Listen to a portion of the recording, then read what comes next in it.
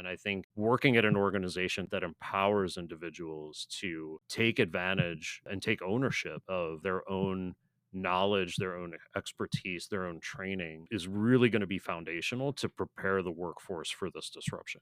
It's so critical not to leave people behind because this is a big deal.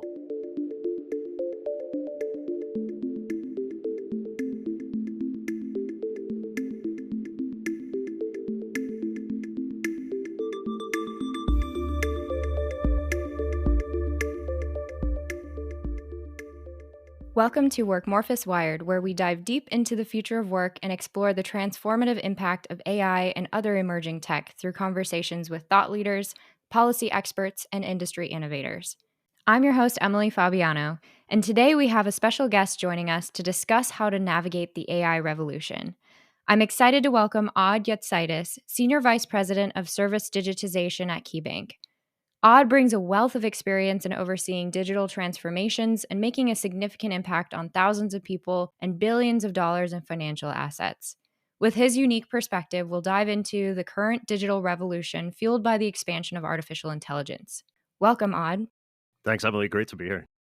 Before we begin, Aud, could you share a little bit about your background and maybe an exciting project that you're working on currently? Yeah, absolutely. So my background's primarily in IT infrastructure. I cut my teeth in a lot of data center network technologies, ran information security before information security was its own thing.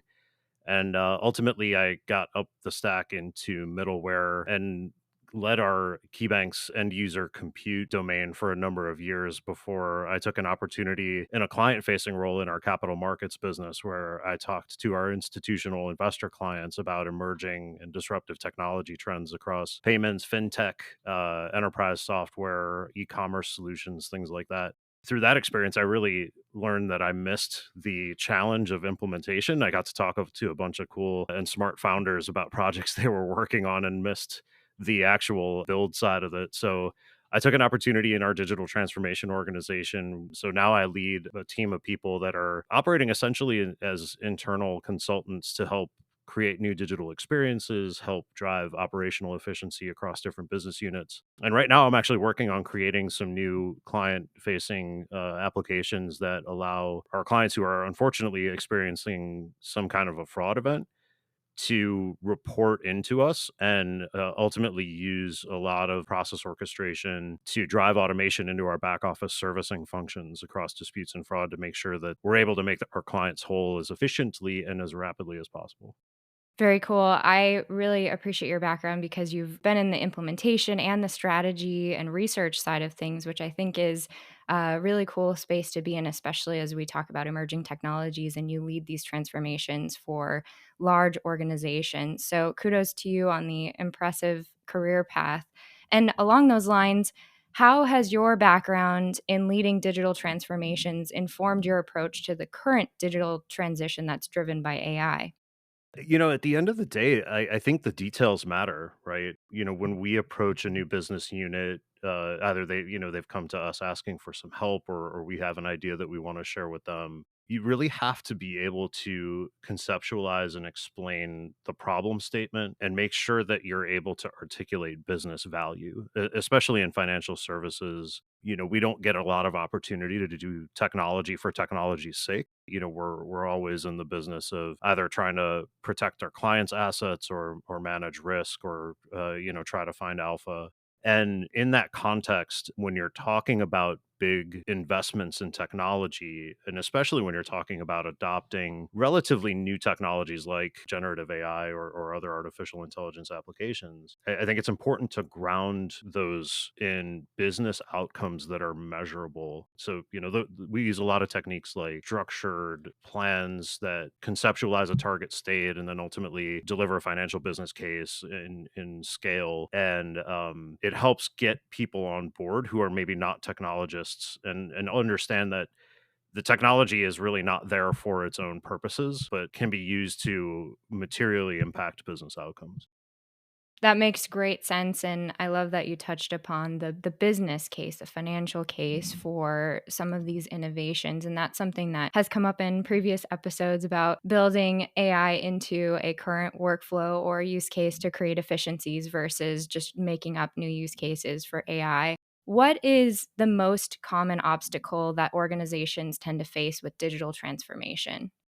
Oh wow, that's a that's a big question because I think we may have touched may have encountered every one of them. There's certainly a fear factor, right? Like in financial services, a lot of what we do is based on measuring and accounting for and controlling risk, and especially when you're talking about novel technology, I think just being able to communicate effectively about how that technology works is a challenge that a lot of my peers and I face on a day-to-day basis. I think change readiness, especially at a large company like ours, is always a challenge. Words that I like to use are a lot of our ruts are very deep, and we've done things a certain way a long time. So certainly, I think the organizational change management piece of it is another really important one when you're looking at disrupting an established business process that's maybe been effective for a very long time, but maybe less effective as automation and other techniques like that grow. Absolutely. And change management is an interesting topic, especially for industries like financial services or healthcare that are subject to a lot of regulations and they need structured change management and risk management processes in place. So, in your background with digital transformation, is there any advice that you would give other leaders and organizations for how to kind of strike the right balance between risk management and innovation? Yeah, we think about it a lot in more of a big tent philosophy, right? Like, we like to bring in a lot of our risk partners, governance stakeholders, what have you, early on in the process. And there's always a balance between over indexing on solutioning something that you may not know all of the details and facets about. So, generative AI is a perfect example. I serve on our advisory council, and we're talking a lot with our legal partners, with our model risk partners about the implications of using generative AI, both in aggregate and in specific targeted use cases. And there's a lot of education, which is, I think, compounded by the fact that this is such a fast moving space right now. We spend a lot of time learning about where it's applicable and explaining how to govern and manage the risks around that applicability. And it tends to have to be very precise. In other words, you can't just sort of go into that conversation with your model risk partners and just sort of wave your hands and say, well, it's a neural network, so you don't really understand what's going on under the covers, and trust us, it'll be fine. That usually doesn't pass the smell test with regulators, right? So, we talk a lot about what governance looks like in the abstract, and ultimately it's in service to, being able to apply something to a real use case. That makes a lot of sense. And you mentioned education. How are you seeing that education play out? Are there education efforts at different levels within the organization to help accelerate some of the adoption and risk conversations? Yeah, yeah, and this is where I think, like, the market forces are a little bit magical here because we have a lot of vendors knocking on our doors wanting to explain how their stuff works, right? I think it's pretty funny to see the number of vertical software providers that have come out of the woodwork and started to embed some of these foundational large language models into their solutions, and rightfully so, right? I think, the power intuitively is apparent to people who are sort of paying attention and do work in this space. So some of it is really understanding at core concepts level what the technology is doing, and I think that's a function that our AI governance council serves, is to really be the smartest people in the room to help our other stakeholders understand, what exactly is going on. The other part is challenging those software suppliers, right? And not taking the marketing material and the hype on its face value, but really being knowledgeable enough to challenge them to say, okay, I know you say that it does this, but either show it to me or prove it to me, or ask them, knowledgeable questions, informed questions about how it actually works under the covers. And this is true of any nascent space. I think when I was leading our cloud adoption initiatives, this was very much an active, it feels very similar to me to the conversations that we had with the cloud providers because there was a lot of hand waving and trust us, this will be better and faster and cheaper at that time as well. There's a lot of information out there, and it can be hard to parse through, and that's why that education is so important, and I wanna come back to that too, talking a little bit about some of the efforts within KeyBank, within the institution to provide education and upskilling, but before we do, I'm curious to hear your perspective on emerging technologies specific to the financial sector. So, what current emerging technologies do you think have the greatest potential to disrupt the financial sector? Oh yeah, so this one's near and dear, and I should qualify up front and say that I've never held a crypto token in my life, but I think conceptually stablecoins and central bank digital currencies are really interesting from the perspective of equity. And that's not financial equity. What I mean is like societal equity, right? Like if you look at the mission of government and if you look at the mission of, central banks and what function they're supposed to serve, I think it's really interesting to think about frictionless and low overhead remittances that are enabled through a concept like a central bank digital currency. And to be clear, those things are very disruptive to traditional depository business models, right? Like I think that it is very wise to approach this very slowly because if you undercut how banks make money, it can be very disruptive to society in general, right? Just through the concepts of access to liquidity and things like that. So it's a space I'm paying attention to just from a general interest. I think it's a really neat concept to think about, like how you may be able to get your tax refunds remitted back to you, and for the federal government for that to be a low cost endeavor, but certainly a lot of legislation and unintended consequences to think through on that front. Absolutely. It's a great example of a technology with a lot of potential, especially like you said, for equity, societal equity, but one that has been slow in terms of adoption for a lot of reasons. But of course, that being a big one of them. Having knowledge in the sector specifically, do you have any sense of a time horizon for when you think that this might be more ubiquitous or still to be determined? I think to be determined. It's obviously the Alameda FTX and now the Binance outcomes. For those that aren't familiar with those, there are exchanges for digital tokens that essentially turned into speculative exercises, and there was quite a bit of customer defrauding going on. I think it's interesting to look at the landscape of the supporting companies' financial models and like how they monetize and what that implies to truly like a central bank managed currency, because the incentives are different. An exchange like a Binance or an FTX, they're incented to transact and they make money every time sort of a token changes hands or gets translated from one base to another. The federal government doesn't have that incentive, so I think it's a little bit different when you think about it from the context of the private enterprise versus what really should be a public enterprise. Time horizon wise, boy, I think the risk of unintended consequences is pretty high. So I don't predict that we're going to see any kind of movement there anytime soon. But it's it's interesting to think about settlement when you look at a payment network like FedNow competing potentially with like real time payments and ACH, and what the implication is if settlement occurs with a central bank digital currency. I think banks are looking at this too, right? Like the big, kind of multinational banks that operate globally have opportunities to lower their cost of settlement. And I believe a couple of the big ones have actually implemented their own in-house blockchains to do that. So, conceptually that extends to the Treasury and, the Fed. And I think that's, it's really interesting to think about where that could head. Absolutely. There's so much opportunity, especially right now in the financial services sector, and it's really cool to hear your perspective on what's coming. Are there any specific use cases of artificial intelligence that have already made a significant impact in the financial industry from your perspective?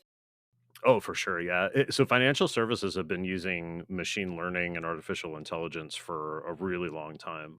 The biggest impact is in, sort of fraud detection, right? Like if you think about signals in the payments flow, there's a lot of opportunity to try to detect and intercept patterns of transactions that are fraudulent that, have been very effective in protecting individual assets. And, it's also had some downside impact, right? I think everybody's probably experienced a scenario where they're on the road, they're traveling to a different part of the country or the world, and their credit card gets declined because pattern matching thinks that they're being defrauded, right? So, there's good and bad, but I think overall, machines are better at detecting patterns than humans are, and the scale and speed with which that happens in kind of a model driven ecosystem is absolutely table stakes.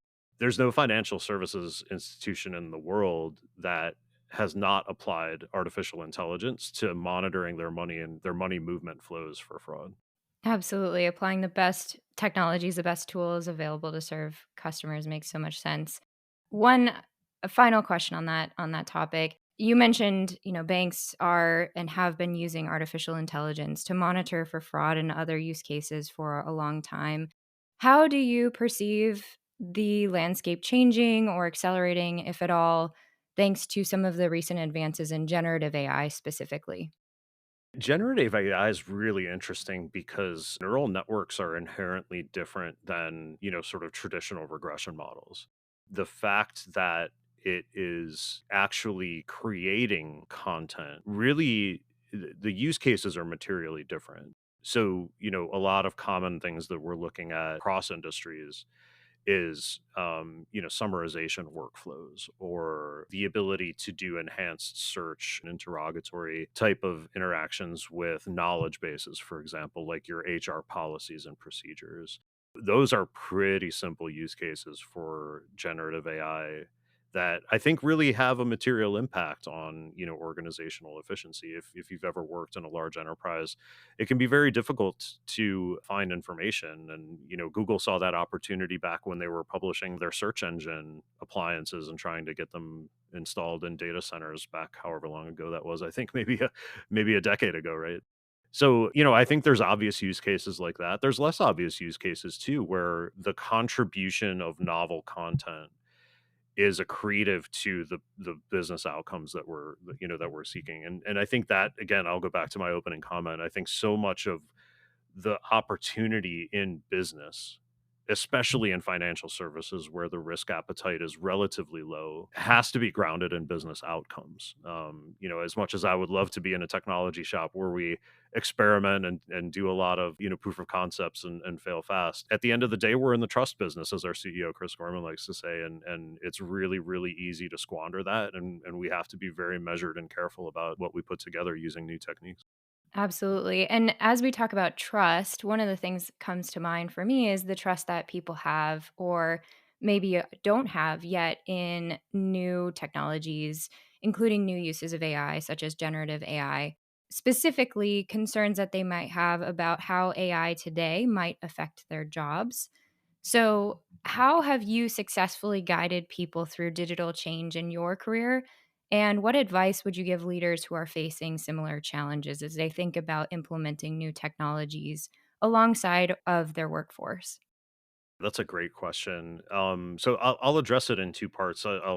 Techniques that I've found effective is, boy, you have to be an unyielding optimist about the outcome, right? And something that I've tried to do consistently is just be a relentless champion for the vision.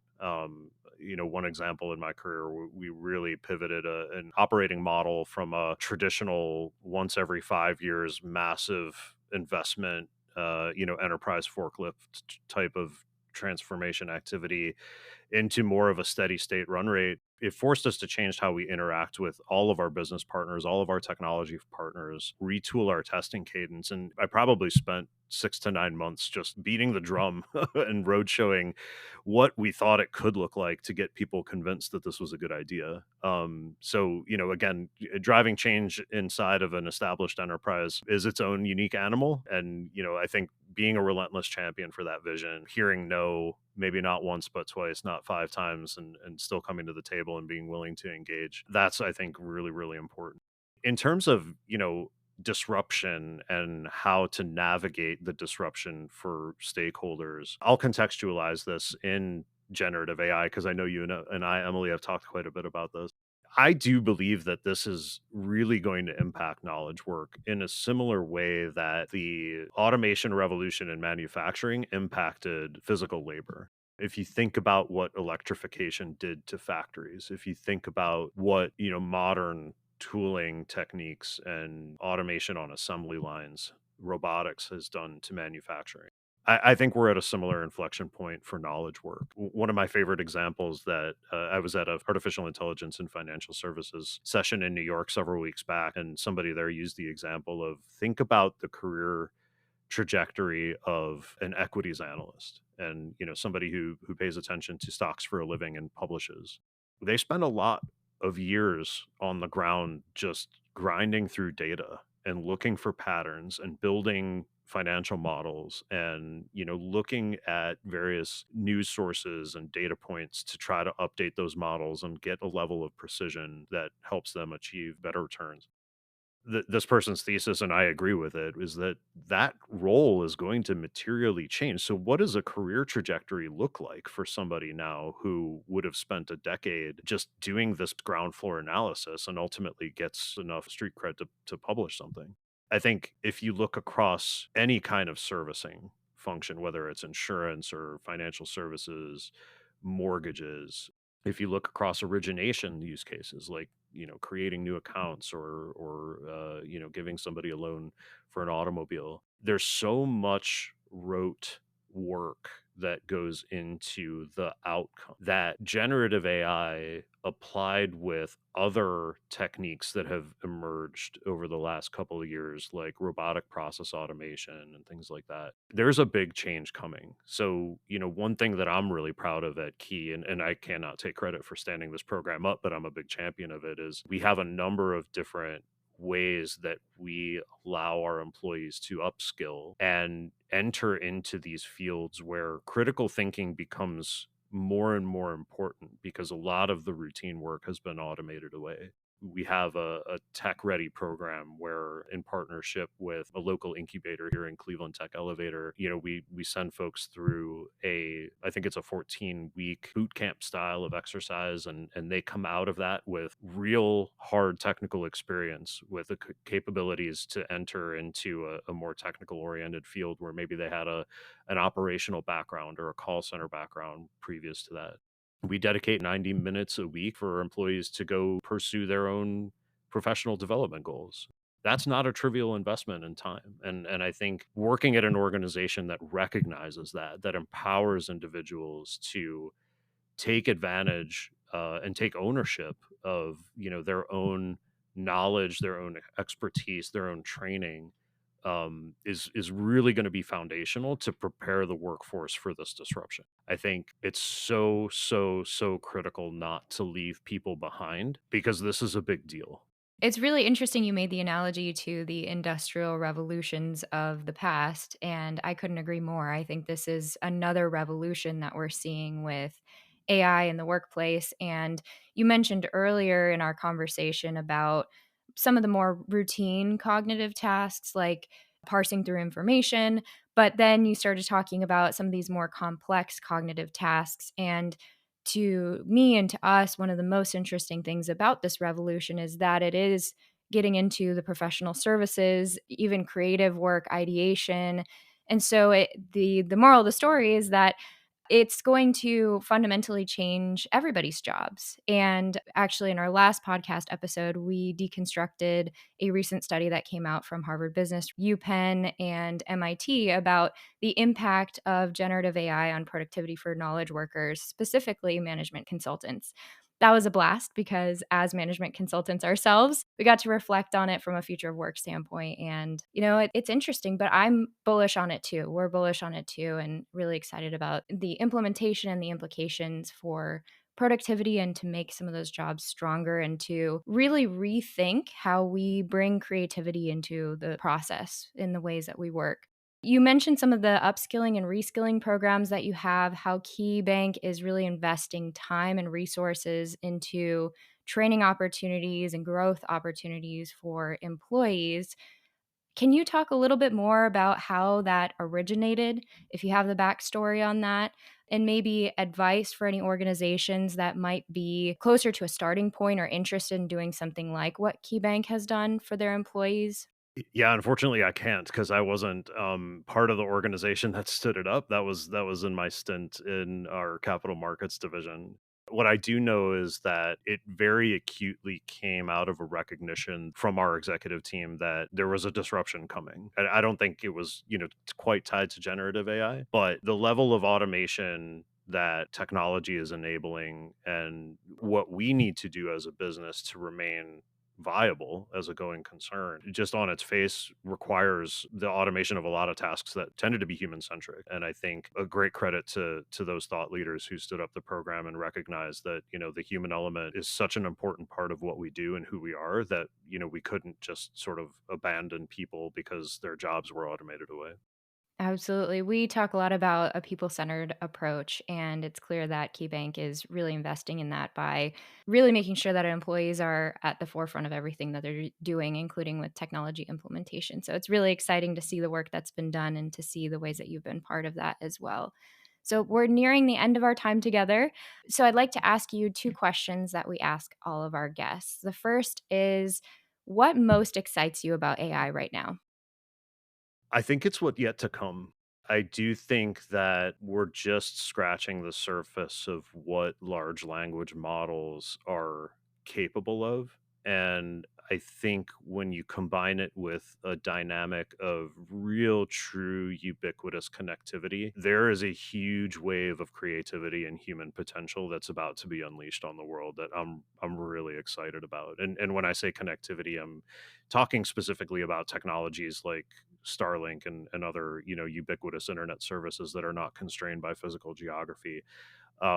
I don't have the statistics offhand, but even in a highly developed country like the United States, not all regions are served with high-speed internet access, consistent high-speed internet access. And I think when you look at emerging geographies like Africa, when you look at underserved places, even in Western Europe and the developed world, there are a lot of dynamics coming together that will really help level the playing field for all of humanity. When you give people an opportunity to express their creativity, when you give people an opportunity and the tools to do things that have traditionally had a high barrier to entry, like leveraging technology to build an experience, there's some pretty wild stuff that I think is going to be coming out of this. Think about what cloud computing did for startups and software companies. Before, you used to have to, buy hardware and get a, potentially an expensive storage system to run any sort of scalable application. And now you literally swipe a credit card. I have the privilege of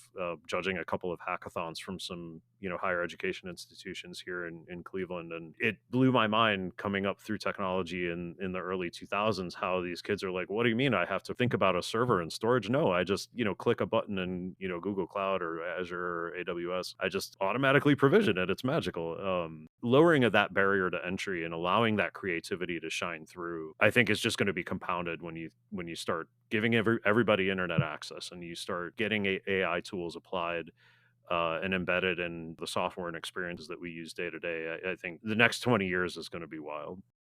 Absolutely. It's very exciting to hear your level of excitement about this, especially as somebody who's a technical expert and has been working in technology in so many different ways, like you have.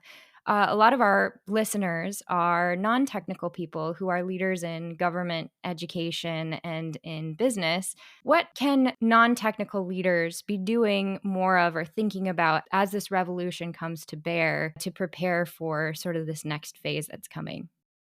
I think one of the things that can be challenging when you're trying to innovate is piling on too many constraints. So, I think as a business leader who's specifically tasked with trying to innovate and disrupt, giving your teams the opportunity to experiment, but experiment responsibly and fail is going to be maybe a new muscle for a lot of business leaders, because I think if you're not trying to apply these new techniques and look at your business outcomes creatively, you may be missing an opportunity.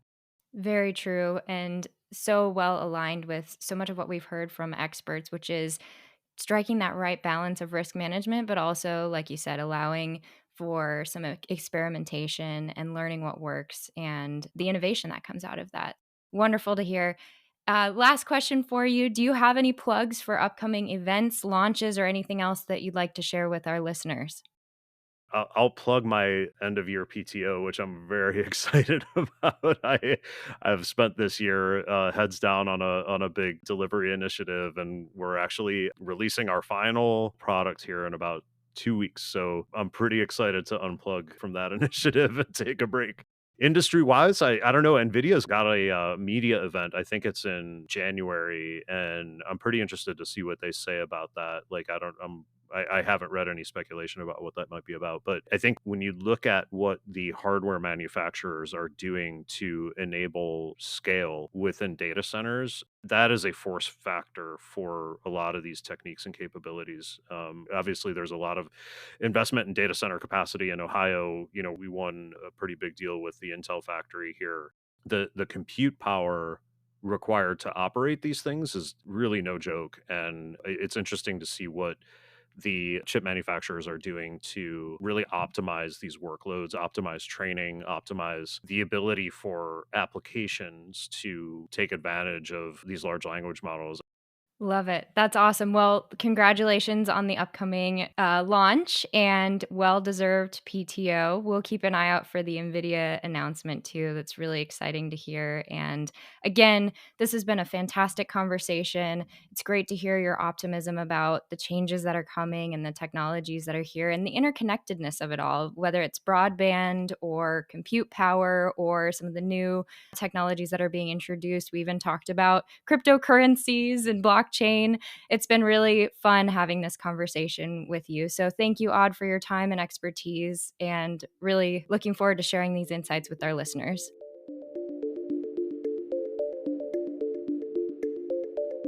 Thanks so much for joining us for this episode of Workmorphis Wired. If you enjoyed the conversation, please let us know by leaving a rating and review. To make sure you don't miss any future episodes, be sure to subscribe. Finally, if you found value in today's discussion, we hope you'll pass the podcast along to a friend or colleague. As always, thanks for tuning out the noise and tuning in to Workmorphis Wired.